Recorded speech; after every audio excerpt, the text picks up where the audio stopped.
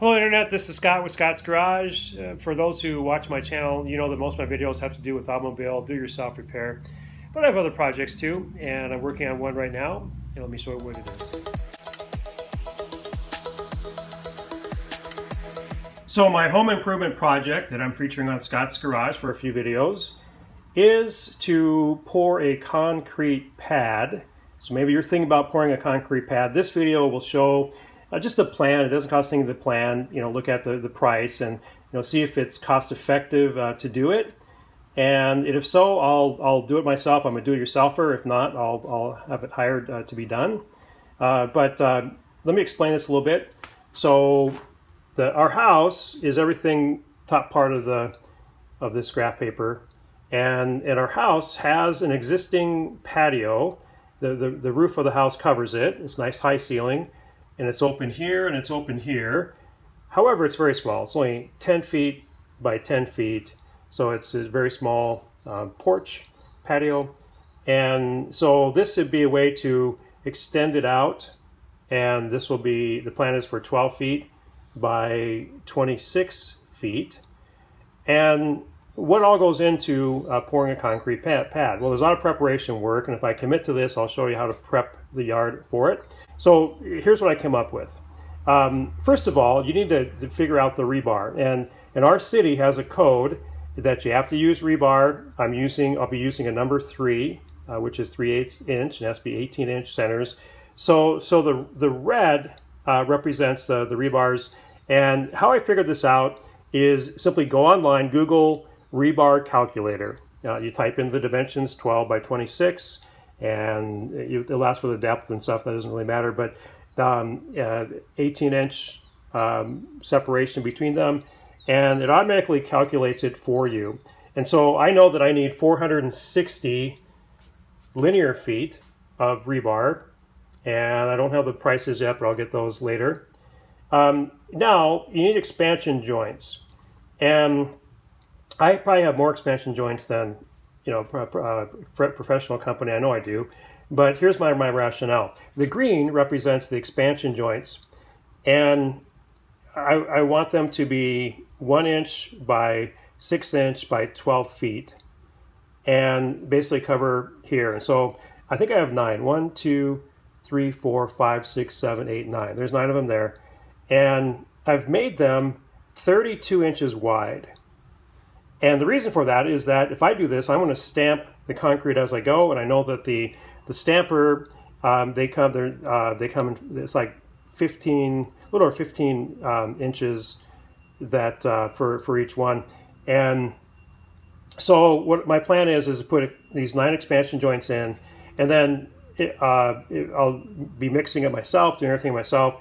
And this is reasonable to be able to pour one section here. 32 inches by 12 feet. I can manage that, mixing even a small mixer, so it doesn't set up too quickly, and to do it correctly. So that's my plan.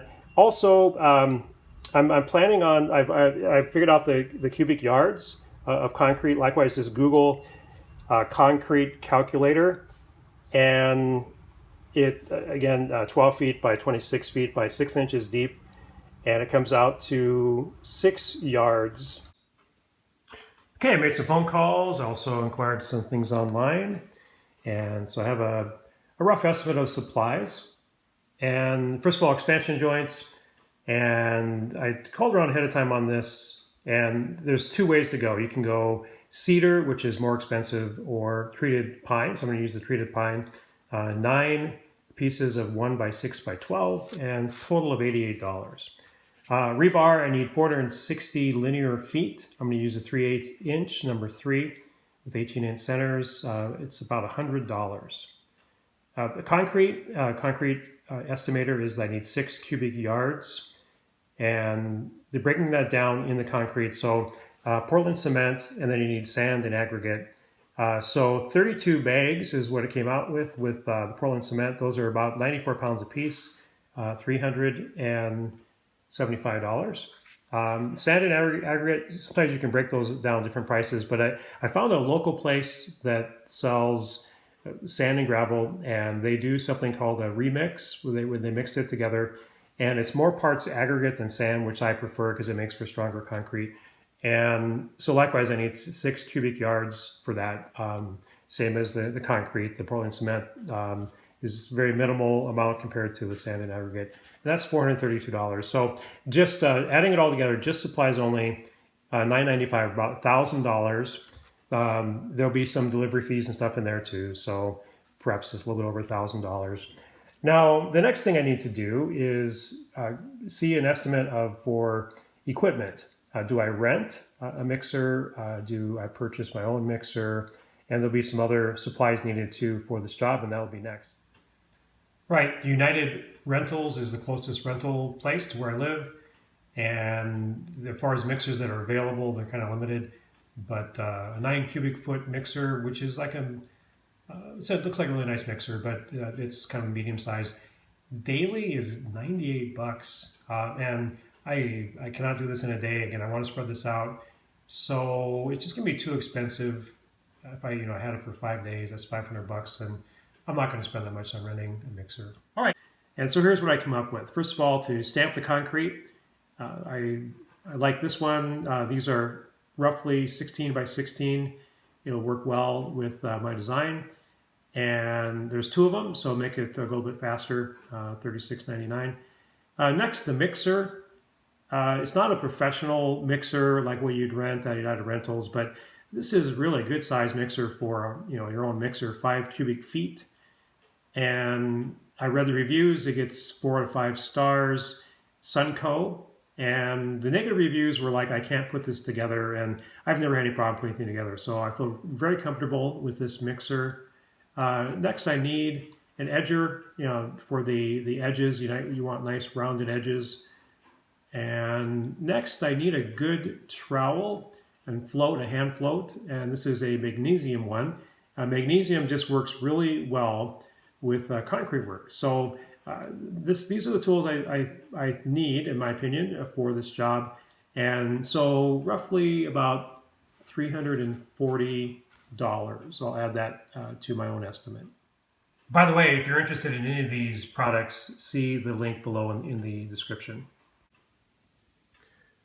Okay, I called around. I also went online to some companies, local companies that do concrete work, just to get an estimate for a 12 by 26 by 6 inch pad.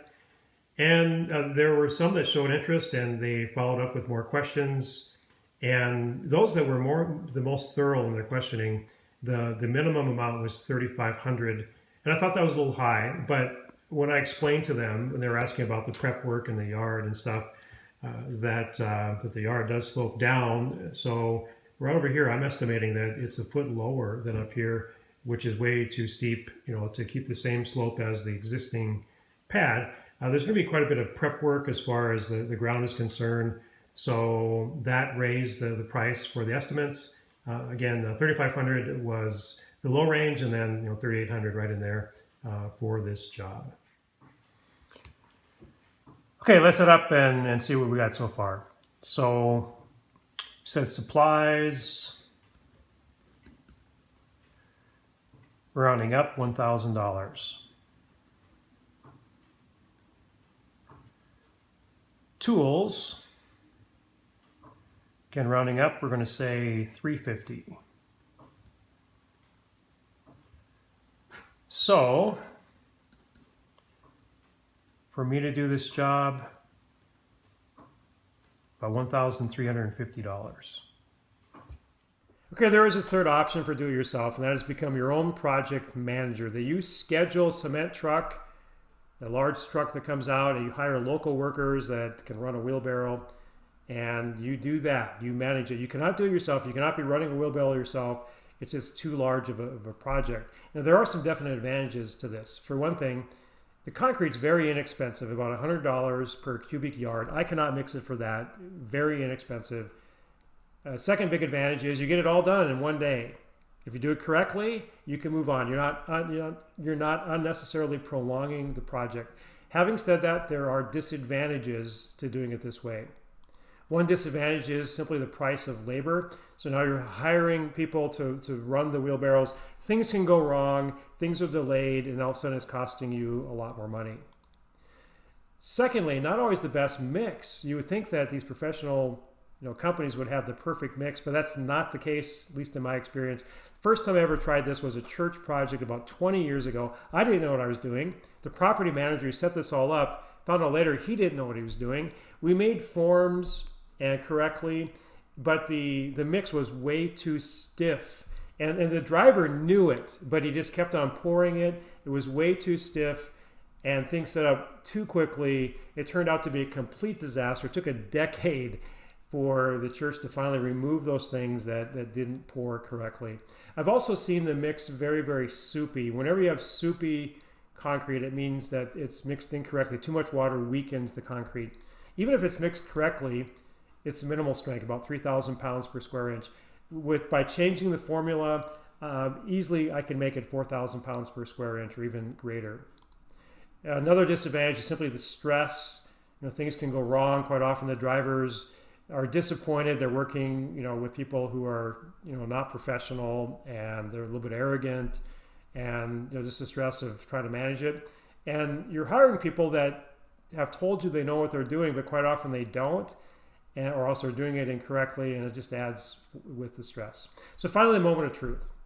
Will I take on this project or not? And if so, why? If I don't take it on, will I hire it out? Now here's the answer. The answer is yes. Yes, I will take on this project. And if so, why? Am I crazy? The answer is yes. Yes, I'm crazy. I'm currently healthy.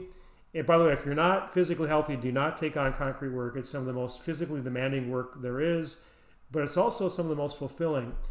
Now, here are some of my other reasons. First of all, to gain more experience. I've had experience pouring pads for sheds and landscape stuff, as I mentioned before. Several years ago, I also poured some concrete countertops. I love this project. I joined the Concrete Countertop Institute. I studied it, and this was my very first and only attempt at concrete countertops. And I was amazed at how well they turned out. And my reasoning is, if I can make concrete countertops, surely I can pour a 12 by 26 pad. I did this myself, with no help. Now, secondly, I'm not going to deal with the stress of a concrete commercial truck coming out. I'm just not ready for that again. Thirdly, save money, do it yourself. So $2,000 savings is nothing to balk at. Fourthly, I will gain some tools that I don't have, a mixer, a concrete mixer. I have some other projects that I will use this mixer for. Finally, I'm a do-it-yourselfer. I love the challenge. To me, it makes life exciting to try new things and to do it yourself. Now, if you made it this far in the video, you probably are a do-it-yourselfer as well. Now, if you like the video, please hit like. It doesn't cost you anything, but is of great value to me. If you have not subscribed to Scott's Garage, please subscribe and hit that bell notification. Please also watch for the next videos as I go through this step by step. And as always, have a great day.